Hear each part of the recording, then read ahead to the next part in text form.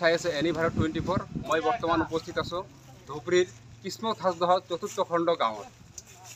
ইয়াত এখন পশু চিকিৎসা কেন্দ্ৰ আছে। এই কেন্দ্ৰখনত দীৰ্ঘদিনৰ পৰা ডক্টৰ নাই। এই সন্দৰ্ভত ইয়াৰ স্থানীয় ৰাইজ আছে, তাৰ পৰা আমি দুই এষাৰ কথা জানিম। আমি শুনা মতে এই কিসমত হাজদহ চতুৰ্থ খণ্ড গাঁৱত যিখন পশু চিকিৎসা কেন্দ্ৰ আছে, এই কেন্দ্ৰটোত দীৰ্ঘদিনৰ পৰা ডক্টৰ নাই। কি হয়, এইখন পশু ডাক্তৰখানাত বহুদিন ধৰি ময়মতৰি চলি আছে। সেইখনত ডক্টৰ নাই। কিছুদিন আগত এটা ডক্টৰ আহিছিল আৰু তেওঁলোকে আহি 1 ঘণ্টাৰ পিছত গুচি যায়। এতিয়া আমাৰ গাঁৱৰ গৰু ছাগলী বহুত বেমাৰ হৈ আছে, গৰু ছাগলী মৰি আছে। এতিয়া সেইকাৰণে আমি ৰাইজে গোট খাইছোঁ আৰু গৰু লৈ আহিছোঁ। বহুত গৰু মৰি আছে। এই বিভাগীয় কৰ্তৃপক্ষক মই সেইটোৱে জনাম, আমাৰ ডিষ্ট্ৰিক্ট অফিচাৰক মই সেইটোৱে জনাম যে আপোনালোকে উচিত তদন্ত কৰি ইয়াতে আমাক ডক্টৰ একটা লাগে। ডক্টৰ লাগে, নহ'লে ৰাইজৰ বহুত ক্ষয় ক্ষতি হৈ আছে। গৰু ছাগলী মহ ভেড়া এইবিলাক মৰি আছে। ডক্টৰটো আমাক লাগে আৰু মই বিশেষ কৰি আমাৰ মুখ্যমন্ত্ৰী ডাঙৰীয়াক মই সেইটো জনাম, অনুৰোধ কৰিছোঁ আপোনালোকে ইয়াৰ এইটো তদন্ত কৰি আমাক একটা ডক্টৰ লাগে। আমি শুনা মতে ইয়াত আগমনিৰ এজন ডক্টৰ আছিল। সেইটো কথা মই ক'লে এটা ডক্টৰ পাইছোঁ, কিন্তু আমি শুনা পাইছোঁ অলপ যে তেওঁলোকৰ আগমনি, কিন্তু বিশেষ কৰি আমি তাক চিনো নাপাওঁ। মানে 2-1 দিন সেইটো আমাৰ ৰাইজে দেখা পাইছে যে এটা ডক্টৰ আহিছিল, কিন্তু আহিয়ে গুচি যায়, তেওঁলোকে নাহে। আৰু কিমান দিন ধৰি বন্ধ হৈ আছে? সেইটো 2 বছৰমান হ'ল বন্ধ হৈ আছে। 2 বছৰ ধৰি বন্ধ হৈ আছে। ইয়াতে আৰু ডক্টৰ যদি আমি আনিব লগা হয়, গৰীববোৰ ধুবুৰীত তেওঁলোকে প্ৰাইভেট ডক্টৰ মাতি আনিব লগা হয়।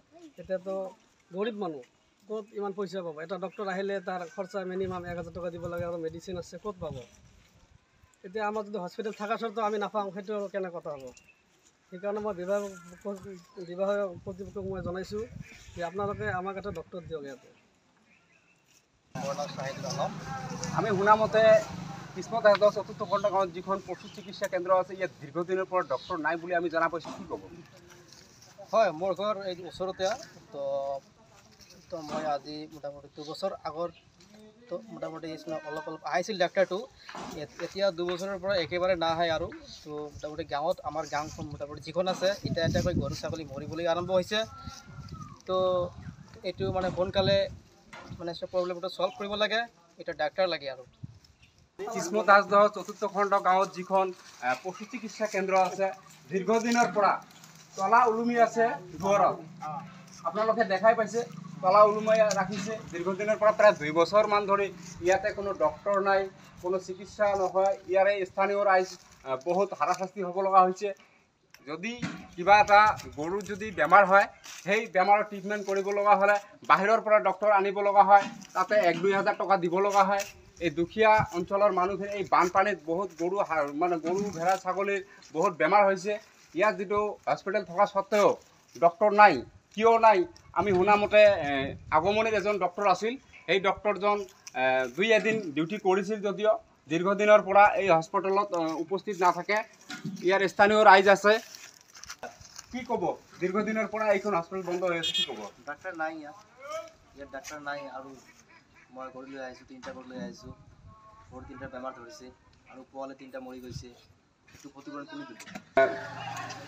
পশু চিকিৎসা কেন্দ্ৰখনৰ ভিতৰৰ পৰিৱেশ দীৰ্ঘদিনৰ পৰা এনেকৈ বন্ধ হৈ আছে। পশু চিকিৎসা কেন্দ্ৰখন, ইয়াৰ ভিতৰত যি দৃশ্য আপোনালোকে দেখাই পাইছে, একদম দেখাই পাইছে ইয়াতে কি পৰিৱেশ হৈ আছে।